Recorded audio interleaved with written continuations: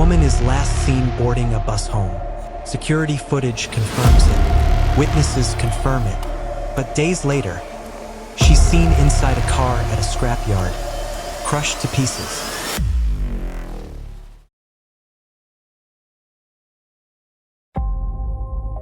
The city of Kessler Port is a busy place full of movement. Ships come into the docks, and buses move through the rainy streets. Most people think the city is safe and orderly. They trust the people in charge. They believe that if someone disappears, the police will find them. But some powerful people know how to hide things in the middle of all that noise. They know how to use the city's own systems to make a person vanish.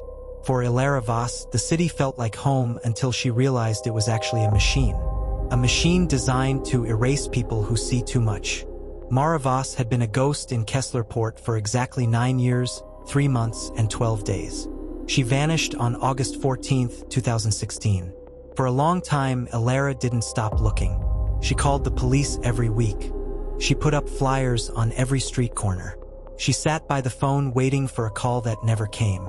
But as the years went by, the world moved on. The police moved Elara's file to a dusty cabinet. The flyers faded and fell off the walls. Eventually, the case went cold. Elara had to keep living, but she was never the same. She got a job as an archivist working with old city records. She liked her job because it was quiet and organized. In the archives, everything had a place. If something was missing, there was a record of where it went. She felt safe there. She spent her days organizing papers and her nights in a small, quiet apartment. Elara was 32 years old. She followed a very strict routine. She watered her plants at exactly 7 a.m. She drove to work using same route. She ate lunch at the same park bench. She didn't want trouble. She didn't want a big life. She just wanted to remember her sister in peace. She was the kind of person who noticed small details. She noticed when a book was out of place or when a date on a file was wrong. This skill was what helped her at work, but it was also what would lead her into a dangerous secret. On Tuesday, October 21st, 2025, something went wrong. Her car started making a strange tapping noise. It was a small problem, but it bothered her because she liked things to be in good repair. A friend at work named Marcus told her to go to a scrapyard called Henderson's. He said they had cheap parts and it would save her money. He told her the owner, a man named Silas Vane, was a bit grumpy, but the prices were fair. It was a normal errand. She had no way of knowing it would be the last thing she ever did. On Wednesday, October 22nd, 2025, Elara drove to the scrapyard during her lunch break. The yard was a huge, messy place on the edge of the city. It was full of thousands of old, rusted cars stacked on top of each other.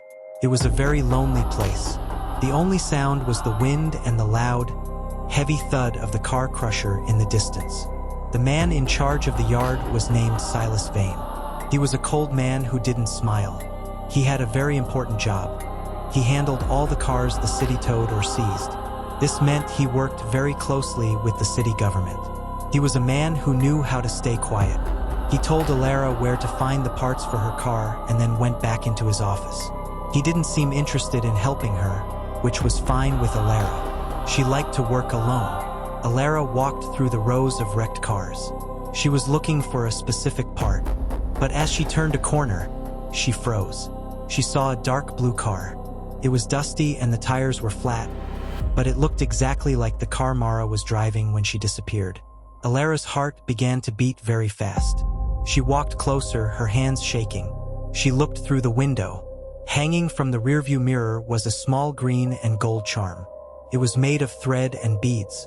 She remembered the day they bought it. They were at a small shop by the beach, laughing and making plans for the summer. It was a one-of-a-kind item. They had both promised to keep those charms in their cars, so they would always be together even when they were apart. This was Mara's car. For 9 years, the police said they couldn't find it. They said it was probably at the bottom of the ocean. They said Mara had probably driven it off a cliff. But here it was, sitting in a yard owned by the city. It looked like it had been there for a very long time. It hadn't been crushed. It hadn't been sold. It was just sitting there, hidden behind a stack of old trucks. Elara didn't scream or cry. She was an archivist. She knew how to stay calm and look for facts. She went back to the office and asked Silas Vane about the blue car. She tried to sound like she was just curious, but Vane looked at her for a long time. His eyes were hard and suspicious. He told her the car had just arrived that morning. He said it was a total loss from an accident in another city. Elara knew he was lying. She knew that car better than anyone. She thanked him and walked away. But as she drove home, she felt a heavy weight in her chest. She knew she had found something she wasn't supposed to see. What Elara didn't know yet was the truth about her sister. Before she disappeared, Mara had a secret. She was seeing a man named Adrian Klein. At the time, Klein was a young politician with a lot of ambition. Now he was the deputy mayor. He was a man who wanted to be the leader of the whole state. He had a perfect family and a perfect reputation. He talked about clean streets and honest government. Mara was a problem for him. She was young and she was tired of hiding. She wanted to tell people about their relationship. She wanted to be a part of his real life. Klein couldn't let that happen. It would ruin his career. It would turn his supporters against him. So he asked Silas Vane for a favor. Vane was a man who owed Klein for getting him the city contract. Vane took Mara and her car and brought them to the yard. He promised to hide the car until it was safe to destroy it. For 9 years, they kept that secret. They thought they were safe, until Elara walked into the yard by mistake. On Thursday night, October 23, 2025, Elara stayed up late. She sat at her computer and looked through the city records she worked with every day. She started looking for Silas Vane's name. She was very good at her job, and she knew how to find things that were hidden. She found something shocking. The deputy mayor's office had been sending Silas Vane a lot of extra money every month. The money was labeled as special storage fees, but it was thousands of dollars. She also found that the blue car had been brought to the yard on the very same night Mara disappeared. The record had been altered, but Elara found the original entry in a backup file. She realized that the man running the city was the same man who took her sister. She was scared, but she wanted justice for Mara. She left a message for a retired detective she trusted named Jim. She told him she had proof and was coming to see him the next morning. She told him she was finally going to bring Mara home, but she never arrived. On Friday morning, October 24, 2025, at 7:45 a.m., Elara's neighbor, Mrs. Gable, saw her leave her apartment. Elara was wearing her favorite tan coat. She had her black work bag on her shoulder. Mrs. Gable said Elara looked like she was in a hurry. She didn't wave or say hello like she usually did. That was the last time any friend or neighbor saw her alive. The mystery of what happened that Friday is what makes this case so haunting. At 9:30 a.m. that morning, Silas Vane turned on the car crusher. He put a silver car inside. That car belonged to Elara Voss. The machine was very powerful. It crushed the car into a small, solid square of metal in less than a minute. Everything inside the car, including Elara's phone and her work bag, was crushed with it. It was a cold, industrial process. There was no emotion, just the sound of metal being flattened. But then, something strange happened. At 5:15 p.m. that evening, a woman got on the number 12 bus. The security camera showed her clearly. She was wearing a tan coat that looked just like Elara's. She had a black bag. She kept her scarf wrapped high around her face because it was a cold, foggy night. She sat in the back of the bus and stared out the window. 2 other passengers were on the bus. When the police talked to them later, they said, yes, that was her. She was wearing a tan coat. She looked just like the woman in the pictures. The bus driver also remembered her. He said she paid in exact change and didn't look at him. The police looked at this footage later. They said, look, she was alive at 5:15 p.m. She must have run away later that night. They spent all weekend looking for a woman who was already gone. They looked at bus stations and airports. They looked at city parks and woods. They wasted hundreds of hours looking in the wrong direction because they believed what they saw on the camera. On Wednesday, October 29th, the truth finally came out. An inspector came to the scrapyard to check the metal for an environmental report. He was a very careful man. He saw something strange sticking out of a crushed silver cube. It was a piece of white plastic. He pulled it out with a pair of pliers and realized it was a city ID card. It was dusty and cracked, but he could still see Elara's face. He called the police right away. When Detective Sarah Jenkins arrived, she was completely confused. She had seen the bus footage 10 times. She was sure Elara was alive on Friday night. But then she looked at the scrapyard's computer. The computer tracks every time the crusher is used for insurance and safety reasons. It showed that the silver car was crushed at 9:30 a.m. on Friday morning. The detective felt a chill run down her spine.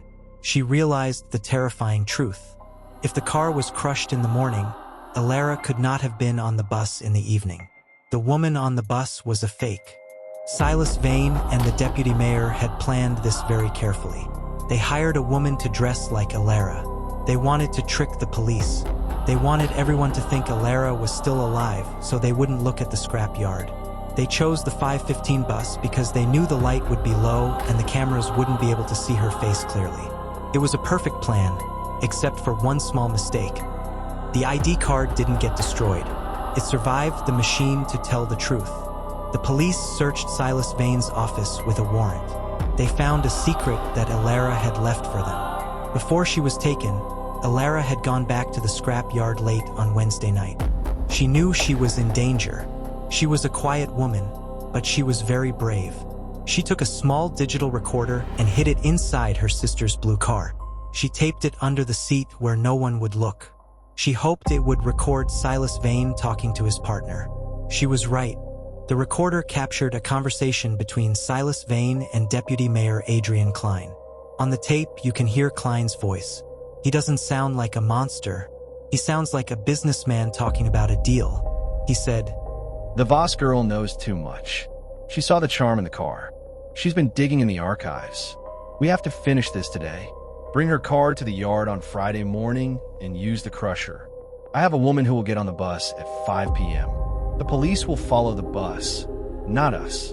By the time they realize she's gone, there won't be anything left to find." The police arrested Silas Vane first. They showed him the tape. They showed him the ID card. Vane was a tough man, but he was also a man who cared about himself. He didn't want to go to prison for the rest of his life for someone else's career. He decided to tell the police everything. He told them how Adrian Klein had killed Mara years ago because he was afraid she would tell his secrets. He told them how they trapped Elara on Friday morning when she arrived at the yard to ask more questions. The trial was the biggest story in the history of Kessler Port. Every day, the courtroom was full of people. They were angry and they were sad. They had trusted Adrian Klein. They had believed in him. And all that time, he was a killer who used his power to stay safe. The woman who played the decoy on the bus was also found. She was a desperate woman who needed money. She testified that Silas Vane had paid her $500 to wear the tan coat and get on the bus. She said she didn't know anyone had been hurt. She just thought it was a prank for an insurance scam. On June 12, 2027, the jury gave their verdict. It only took them 3 hours to decide. Adrian Klein was found guilty of 2 counts of murder. The judge was very harsh during the sentencing. He looked at Klein and said, "You thought you were above the law because of your title. You thought people were just objects you could throw away. But a simple piece of plastic and a sister's love was enough to rip off that sheep's skin and reveal what's within. And I must say, you are evil. God help you." Klein was sentenced to spend the rest of his life in prison without the possibility of parole. Silas Vane was also sent to prison for a very long time. The story of the Voss sisters is a tragedy, but it is also a story about the truth. Adrian Klein thought he could erase people. He thought that with enough power and a big machine, he could make his secrets go away. He thought he could outsmart everyone by creating a fake version of Elara on a bus. But he forgot that the truth is stronger than metal. Elara Voss was not a detective or a hero in the movies. She was just a woman who loved her sister and couldn't let go. She used her skills as an archivist to find the one record Klein couldn't hide. She used her bravery to hide a recorder in a car.